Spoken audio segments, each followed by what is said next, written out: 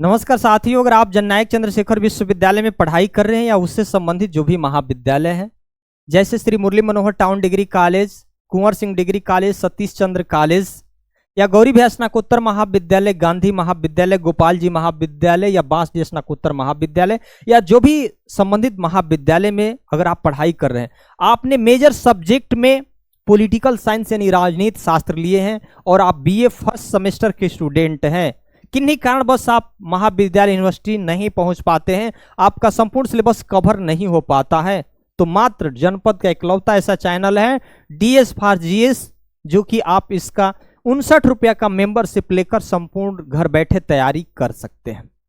तो आज की इस वीडियो में दोस्तों हम जानेंगे कि संपूर्ण सिलेबस के बारे में जानेंगे कि अगर बीए फर्स्ट सेमेस्टर में है तो कितने यूनिट आपको पढ़ना है। तो फर्स्ट, सेकेंड, थर्ड और फोर्थ, इसमें 4 यूनिट आपको पढ़ना है।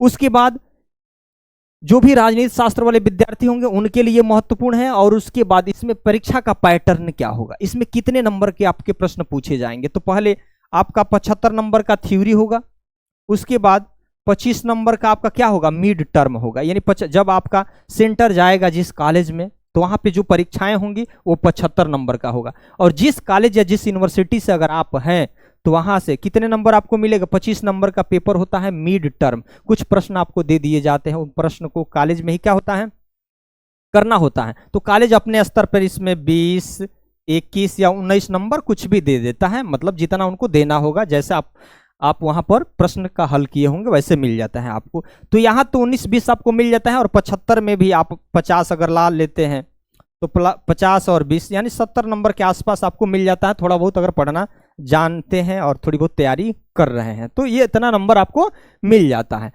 अब जब प्रश्न पत्र जब परीक्षा में जाएंगे तो लिखा रहता है कि प्रश्न पत्र का शीर्षक लिखे। तो बहुत सारे अभ्यर्थी अपने क्लास टीचर से पूछते हैं कि सर प्रश्न पत्र का शीर्षक क्या होता है बताइए। तो प्रश्न पत्र का शीर्षक नहीं पूछना है अगर हमारा वीडियो देख रहे हैं तो पेपर के जस्ट ऊपर लिखा रहता है, कोड के जस्ट नीचे क्या रहता है, प्रश्न पत्र का शीर्षक। किसी में हिंदी में लिखा रहेगा और इंग्लिश दोनों में लिखा रहेगा। तो ये प्रश्न पत्र का शीर्षक होता है Indian national movement constitutions of India, यानी भारतीय राष्ट्रीय आंदोलन और भारत के संविधान के बारे में इस वीडियो में पढ़ना है। हिंदी वाले स्टूडेंट होंगे तो वो भी अपना नोट्स ले लेंगे, कलम ले लेंगे, और मैं इंग्लिश वाले तो समझ ही रहे हैं, हिंदी वाले भी अपने हिंदी में नोट करते चलेंगे। तो शीर्षक क्या है, भारतीय राष्ट्रीय आंदोलन और भारतीय संविधान के बारे में इसमें पढ़ना है। 4 यूनिट पढ़ना है ना। तो बीए फर्स्ट सेमेस्टर के जो स्टूडेंट होंगे जिन्होंने राजनीति शास्त्र सब्जेक्ट लिया है उनके लिए वीडियो है। तो इसमें ध्यान दीजिए, पहला यूनिट में आपको फर्स्ट, सेकेंड, थर्ड और फोर्थ 4 यूनिट पढ़ना है। और 4 यूनिट तो 4 लेक्चर की बात है, तो 1 महीने में संपूर्ण कवर हो जाएगा। पहला क्या है topic, origin and development of the Indian national movement. क्या पढ़ना है, भारतीय राष्ट्रीय आंदोलन के उत्पत्ति और विकास के बारे में पढ़ना है कि भारतीय राष्ट्रीय आंदोलन का उत्पत्ति कैसे हुआ, उसका विकास कैसे हुआ, कोई आंदोलन क्यों शुरू होता है। जब अंग्रेज लोग हमारे देश पर आए, शासन करने लगे, गलत तरह की नीतियां हमारे भारतीय जनता पर थोपने लगे, हमारे भारतीय जनता का शोषण होने लगा, उन पर दमन होने लगा, अत्याचार होने लगा, जुल्म होने लगा। उसके बाद भारतीय नागरिक के अंदर चेतना आने लगा, जागरूकता आने लगा कि कोई बाहरी शक्ति हमारे देश पर शासन कर रही है और उनके अनुसार हम चल रहे हैं। तो इसीलिए क्या होना, राष्ट्रीय आंदोलन की भावना उनके अंदर उत्पन्न होने लगी। तो भारतीय राष्ट्रीय कांग्रेस की आपने स्थापना सुना होगा, 28 दिसंबर 1885 को होती है और एक हमारे नेताओं को प्लेटफॉर्म मिल जाता है भारतीय जनता को जागरूक करने के लिए, अपनी बात कहने के लिए। उसके बाद धीरे धीरे बहुत सारे आंदोलन के बारे में आपने सुना होगा, उदारवादी आए, आगे आए, उसके बाद गर्मपंथी लोग आए, उसके बाद असहयोग आंदोलन शुरू हुआ, सविनय अवज्ञा आंदोलन शुरू हुआ, भारत छोड़ो आंदोलन शुरू हुआ, बहुत सारे ऐसे आंदोलन शुरू हुए। सामाजिक, धार्मिक, राजनीतिक विचार जब उत्पन्न होने लगे, तरह तरह के आंदोलन शुरू होने लगे और हमारे देश की जनता क्या होने लगी, एक होने लगी, जागरूक होने लगी। और अंग्रेज को लास्ट में क्या हो गए, हम लोग देश से बाहर कर दिए। यानी यही आंदोलन स्वतंत्रता का क्या बना, आधार बना। तो इसके बारे में पूरी डिटेल्स में पढ़ेंगे एक जब टॉपिक शुरू करेंगे। स्टेज ऑफ कॉन्स्टिट्यूशनल डेवलपमेंट, यानी भारतीय संविधान के संविधान के विकास के चरण के बारे में पढ़ना है। संविधान के विकास के चरण के बारे में पढ़ना है कि संविधान का विकास एक दिन में हुआ, नहीं हुआ, कैसे हुआ। तो जब अंग्रेज लोग हमारे देश पर जब शासन करने आए तो उसके बाद कंपनी व्यापार करने के उद्देश्य से हमारे देश में आई थी। धीरे धीरे व्यापार करते करते क्या करने लगी, पूरे हमारे देश पर आधिपत्य जमा ली। जमाने के बाद उसके बाद आपने सुना होगा 1773 का रेगुलेटिंग एक्ट से लेकर 1857 तक किसका शासन था जी? कंपनी का शासन था। किसका शासन था? कंपनी का शासन था। कंपनी शासन करने लगी और हमारे देश में इतना शोषण की कि कंपनी के जितने भी अधिकारी कर्मचारी थे वो ब्रिटेन के जो क्राउन थे उनको चुनौती देने लगे। इतना ये अमीर होते गए कि अब ब्रिटेन के क्राउन को भी डर लगने लगा कि हमारे यहां भी आकर ये तख्ता पलट न कर दे। तो कंपनी को रेगुलेट करने के लिए अधिनियम और कानून पारित हुआ। तो यहां तो कंपनी का शासन था। अब उसके बाद आपने देखा कि 1857 की क्रांति उत्पन्न हो गई। भारतीय जनता ने विद्रोह कर दिया। अब कंपनी को लगा, ब्रिटेन को लगा तो कि अब हम लोग लंबे समय तक शासन नहीं कर पाएंगे, तो क्राउन ने अपने हाथ में क्या कर लिया? पावर ले लिया। और 1858 के बाद, ध्यान दीजिएगा, 1858 से लेके 1919 कह लीजिए, यहां तक किसका शासन रहा? यहां तक जो शासन रहा आपका क्राउन, वहां के क्राउन का शासन रहा, ब्रिटेन के क्राउन के शासन रहा। अब कंपनी का शासन रही है, सीधे क्या हो गया? क्राउन शासन करने लगे। उसके बाद संवैधानिक सुधार 1919 के बाद 1947 तक तरह तरह के संवैधानिक सुधार शुरू हो गए। उसके बाद धीरे धीरे संविधान सभा बनी, संविधान बनाने के लिए संविधान का गठन हुआ। उसके बाद धीरे धीरे 2 बरस से 11 महीने 18 दिन में संविधान बना। उसके बाद उसमें अस्थायी अध्यक्ष और अस्थायी अध्यक्ष कितने मेंबर पूरी तरीके से हम लोग इस वीडियो में जानेंगे, ठीक है। तो धीरे धीरे इसका विकास शुरू हुआ। उसके बाद philosophy of Indian national constitution, यानी भारतीय संविधान के दर्शन के बारे में पढ़ना है कि भारतीय संविधान का दर्शन क्या है। जैसे भारतीय संविधान के दर्शन समझ लीजिए, अगर आप प्रस्तावना पढ़ेंगे, प्रियम्बल अगर पढ़ेंगे तो उसमें लिखा रहता है कि जैसे हमारा देश संप्रभु देश है, आंतरिक और बाह्य दोनों रूप में क्या है? पूरी तरीके से स्वतंत्र है। हम लोग न्याय की बात करेंगे, यानी सामाजिक न्याय मिले लोगों को, आर्थिक न्याय मिले, राजनीतिक न्याय मिले। उसके बाद लोकतंत्र कायम रहे, गणराज्य कायम रहे। तो ये संविधान की प्रस्तावना में जो प्रमुख प्रमुख शब्द है वह भारतीय संविधान की दर्शन है, जो कि स्वतंत्रता की बात करता है, न्याय की बात करता है, राष्ट्र की एकता और अखंडता की बात करता है। पूरी डिटेल्स इस वीडियो में जानेंगे एक एक टॉपिक के बारे में। उसके बाद अब यहां देखिए fundamental right and fundamental duties के बारे में। फंडामेंटल राइट यानी मौलिक अधिकार और मौलिक कर्तव्य के बारे में। आपको पता है ना, जब ब्रिटेन के लोग यहाँ शासन कर रहे थे तो आपको अधिकार नहीं था, बोलने की आजादी नहीं थी, घूमने की आजादी नहीं थी, पढ़ने की आजादी नहीं थी, किसी प्रकार की आजादी नहीं थी, मन पसंदीदा विवाह करने की आजादी नहीं थी, दूसरे के इशारे पे आप चलते थे। लेकिन आज तो प्रधानमंत्री को आप अशब्द बातें बोल देते हैं, आप राष्ट्रपति को अशब्द बातें बोल देते हैं, विरोध कर लेते हैं। पहले ऐसा था? नहीं था। तो आपको कुछ फंडामेंटल राइट मिला है, अधिकार मिला है, 6 मौलिक अधिकार मिला है। समानता का अधिकार, स्वतंत्रता का अधिकार, शोषण के विरुद्ध अधिकार, धार्मिक स्वतंत्रता का अधिकार, संवैधानिक उपचारों का अधिकार, ये सब क्या है? अधिकार मिला है। लेकिन उसके साथ साथ कुछ कर्तव्य भी निहित किए गए हैं कि आपका भी कर्तव्य है कुछ देश के प्रति। आपको राष्ट्रगान का सम्मान करना चाहिए, संविधान का सम्मान करना चाहिए, सार्वजनिक संपत्ति की सुरक्षा करनी चाहिए, पर्यावरण की रक्षा करना चाहिए। जो भी स्वतंत्रता हमारे सेनानी हैं, जिन्होंने देश की लिए अपने बलिदान और त्याग कर दिए अपनी जीवन का, उनको अपने हृदय में सम्मान दीजिए। ये आपका क्या है? कर्तव्य है।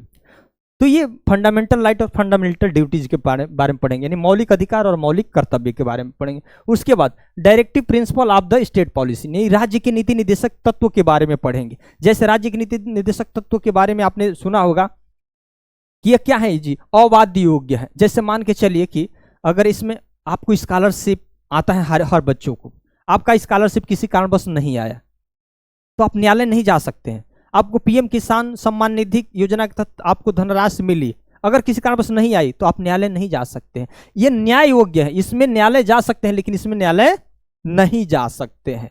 तो इसमें क्या होता है? राज्य के संसाधन पर निर्भर करता है कि आपको वह चीज देना है। अगर उसके पास संसाधन है तो देगी, अगर नहीं है संसाधन तो आप इसके लिए कोर्ट कचहरी न्यायालय आप नहीं जा सकते हैं। तो इसमें फंडामेंटल राइट में अनुच्छेद है, आर्टिकल है, ये भाग 3 में है और ये भाग 4 में पूरी डिटेल्स पढ़ेंगे। Process of Indian constitution amendment, यानी संवैधानिक संशोधन के जो प्रक्रिया क्या है उसमें देखते हैं। संविधान में संशोधन कैसे होता है, एक साधारण बहुमत से होता है, विशेष बहुमत से होता है, उसके बाद विशेष बहुमत प्लस राज्यों के अनुसमर्थन से ये संशोधन होता है। तो पूरी डिटेल्स जानेंगे कि कौन साधारण बहुमत से होगा, कौन विशेष बहुमत से होगा और कौन विशेष बहुमत प्लस राज्यों के अनुसमर्थन से होगा, इसकी भी जानकारी हम देंगे आपको। 2 यूनिट तो हो गया। उसके बाद यहाँ पर देखिए तीसरा यूनिट यूनियन लेजिस्लेचर। इसका मतलब क्या समझ रहे हैं, यानी संघ की व्यवस्थापिका। संघ की व्यवस्थापिका मतलब संसद, पार्लियामेंट के बारे में जानना है। पार्लियामेंट का क्या काम है जी, पार्लियामेंट का क्या करती है, देश के लिए कानून बनाती है, देश के लिए कानून बनाती है। उसके संरचना और उनके कार्य के बारे में पढ़ेंगे कि भाई कानून कैसे बनता है, कानून बनाने में कौन कौन लोग सम्मिलित होते हैं, संसद का निर्माण कैसे होता है। संसद का निर्माण आप सुना है कैसे होता है, तो इसमें देखिए लोकसभा होते हैं, राज्यसभा होते हैं और राष्ट्रपति होते हैं, तो संसद का निर्माण होता है। तो उनकी संरचना और कार्य के बारे में पूरी डिटेल्स जानेंगे। यूनियन एग्जीक्यूटिव यानी उसके कार्यपालिका के बारे में पढ़ेंगे, कार्यपालिका के भी बारे में पढ़ेंगे। संघ के एक तो होता है ना न्यायपालिका, देश में कानून न्याय देती है। कार्यपालिका उस न्याय को क्या करती है, लागू करती है। और व्यवस्थापिका कानून का निर्माण करती है। तो कार्यपालिका में किसके बारे में पढ़ेंगे, राष्ट्रपति के बारे में पढ़ना है। काउंसिल ऑफ मिनिस्टर यानी मंत्रिपरिषद के बारे में पढ़ना है।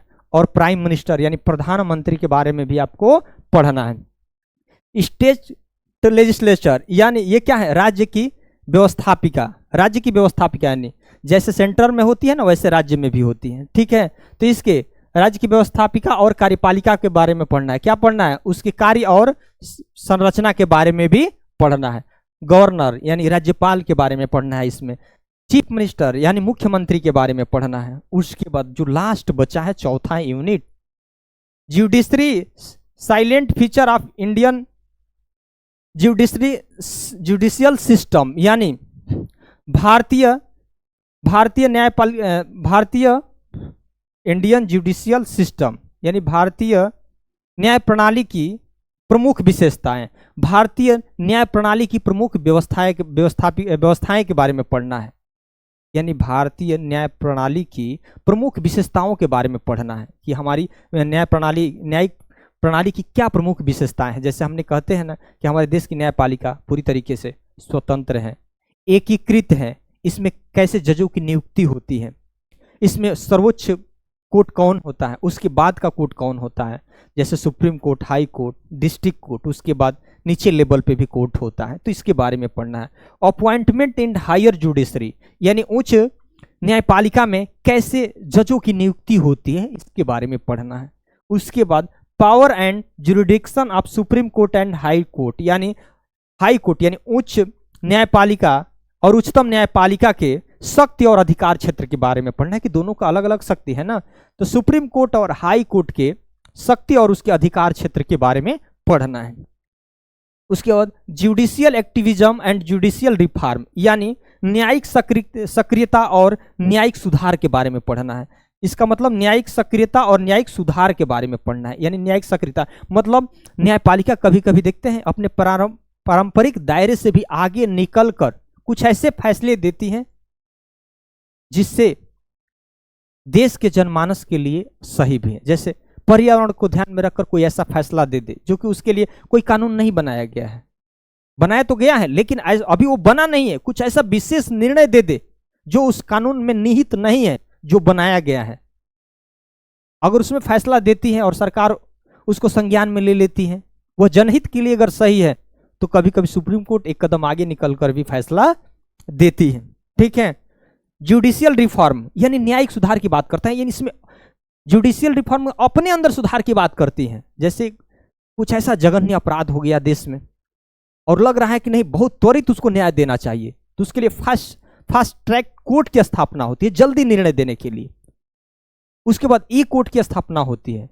आपने देखा कि बहुत सारे ऐसे निर्णय जो PIL के माध्यम से क्या होता है, एक लेटर पे लिखकर सुप्रीम कोर्ट के नाम से भेज देते हैं और सुप्रीम कोर्ट को लगेगा कि नहीं इस पर संज्ञान लेना चाहिए, ये जनहित के मामला है, ये देश हित से जुड़ा हुआ मामला है, तो कभी कभी सुप्रीम कोर्ट उस पर निर्णय भी देती है और ये कई बार ऐसे निर्णय आया भी है। तो समझ लीजिए दोस्तों, आज तो ये सिलेबस था और बहुत लंबा वीडियो मैं नहीं चाहता था। अगर आप मेरे इस YouTube चैनल का मेंबरशिप लिए हैं तो संपूर्ण कोर्स तैयारी होगी, निश्चिंत रहिए। किसी प्रकार का अगर सुझाव देना चाहते हैं, कोई शब्द आपको समझ में नहीं आता है तो आप मुझे जरूर कमेंट करेंगे। मैं जो भी मेंबरशिप ज्वाइन किए हैं अभ्यर्थी, उनके लिए मैं एक एक कमेंट पर फोकस करूंगा, एक एक कमेंट का मैं उत्तर दूंगा। अगर दोस्तों आप, ये तो पहली बार बलिया में ऐसा व्यवस्था हुआ है, तो जो भी आपके मित्र होंगे उनसे भी कहिएगा कि एग्जाम की संपूर्ण तैयारी इस चैनल पे हो रही है, तो भी मेरा मेंबरशिप ज्वाइन कर ले।